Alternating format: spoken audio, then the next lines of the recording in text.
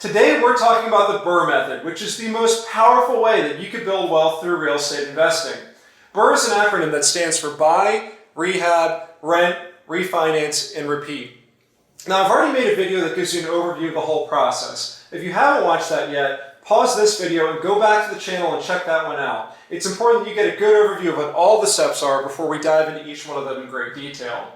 The very first step in the process, of course, is buying, and that's what we're talking about today. Buying is critically important. I would argue that it's probably the most important step in this entire process. Why is that? Location is key in real estate investing. Now everybody's heard the old maxim, location, location, location. Even your brother's uncle's cousin knows that old maxim. And why is that? It's because you can't move a property. It's extremely important that you're buying in a location that makes sense long term. For me, I'm always buying in places that I believe in long term. I want to make sure that I'm buying an asset in a neighborhood that I know is going to be good for 5, 10, 20 years down the road. You see, buying real estate is not like buying other assets like stocks. I can't easily trade in and out of real estate without making some significant sacrifices to the price or taking a significant amount of time to market it and sell it and pay commissions. So you want to make sure that you're buying a property in an area that you believe in long term. A good piece of advice is to buy the worst property in the best neighborhood. You always want to be looking for something that's a little bit rough and tired and doesn't quite fit in with the rest of the neighborhood. Your goal is going to be to rehab that property and bring it up to the market standard or even slightly above that market standard. Now, how do you know if you're looking at a good market? There are some important things that you want to keep in mind. One of which is you want to look at employment in the area. You want to make sure that there's a good solid base so that way your tenants and their other neighbors are going to have a good place that they can work and pay their bills. At the end of the day, there's no point in having a rental property if your tenants can't pay you rent. It's important to look at things like safety, proximity to schools, the quality of school districts as you're considering where to buy your property. You should really know your ideal tenant profile before you end up scouting out and looking for a property.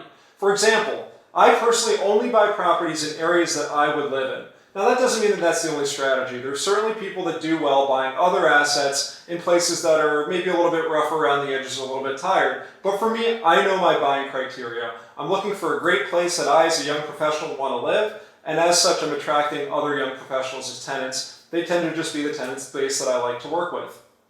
Now it's important that you know the financials of the market as well. You have to know what properties are going to rent for, and you got to know this before you even buy the property.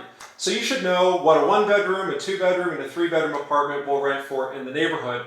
That way you can develop your buying criteria and figure out what type of unit mix you want in your property. The unit mix, simply put, is the number of units and their bedrooms and bathrooms. So for example, you might buy a triplex that has 2 units that are each 2-bedroom and 1 bathroom, and 1 unit that's a 1-bedroom, 1 bathroom. In that case, you have to know what the rents in the market are going to be for both a 2-bedroom unit and a 1-bedroom unit. Now make sure that you comp based on the realistic condition that you're going to have the units in when they're ready for rent. So if they're going to be highly updated with stainless steel appliances and granite, then you should be looking at other rent comps that are similar to that condition. If you're not going to go to that length, which you don't need to, it's all about what the market is going to bear for that specific product, make sure that you're looking at other similar conditions. So maybe you're not doing granite and stainless steel, but you're going to have some older white appliances and Formica, and maybe you don't have hardwood floors that are newly finished. That's okay. Just make sure that your comps match that as well. Now, in addition to the rent comps, you also want to make sure that you know the after repair value comps. ARV, after repair value, is critically important in the BRRRR method. Once you get down to the refinance step, the bank is going to look at what that property value is, and they're going to determine what your loan amount will be and how much money you can ultimately pull out of the property. So before you even buy the property, you have to know that once you renovate it and get it up to that condition that you intend to have it in, you need to know what that property is going to be worth. So do your homework up front. Now there's a really helpful formula that you can use to make sure that you're buying a property at a good price. Because when it comes to buying the property, you've got to take a couple things into account. Like I said, you have to look at the after repair value and where the market is going to price that final product after you've done all your renovations. You also have to know what your renovation cost is going to be, and you need to make sure that there's a pretty good spread in there. You need a good profit margin, or the refinance won't make sense, because then you can't pull out as much money as you intend to.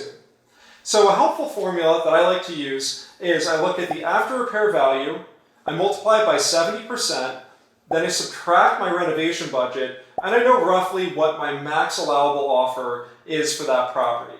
So I'm going to go through other videos and show you in detail what running the numbers look like, but keep that formula in the back of your mind. If you follow that, that'll get you at least in the right ballpark of making a good offer and coming up with a good offer price. Now the other really important thing when we're talking about the financials is you need to make sure that the property cash flows well. Cash flowing simply means that the property needs to cover all of its expenses plus the loan, plus it should keep a little bit of money in your pocket as well. There are all kinds of other formulas I'll go through with you, and I'll show you some good rules of thumb for quickly doing math to figure out whether or not a property's financials are going to make sense. So we're going to address that in another video. Today I just wanted to give you an overview of all the things that you need to consider. So to recap, of course you need to consider the location that you're buying in, the type of property you're going to purchase, who your tenant base is, what unit mix you're going to have in your property. You need to figure out your rent comps, your after repair value, and then your renovation budget. Once you have all that information, you can do some quick analysis and you can figure out what you should be buying the property for, how much your renovation can be, and ultimately what your purchase price will end up being. Now, if you found this video helpful, I'd love to hear from you. If you have any questions, drop them in the comments below. If you have experience using the BRRRR method, I'd love to hear from you as well. Put that information in the comments too. If you found this video helpful, please go ahead and share it with a friend. And of course, I'd love if you would like it and subscribe to this channel as well. Thanks for checking out Lou Raven Real Estate, where I help you build your business and expand your empire. See you next time.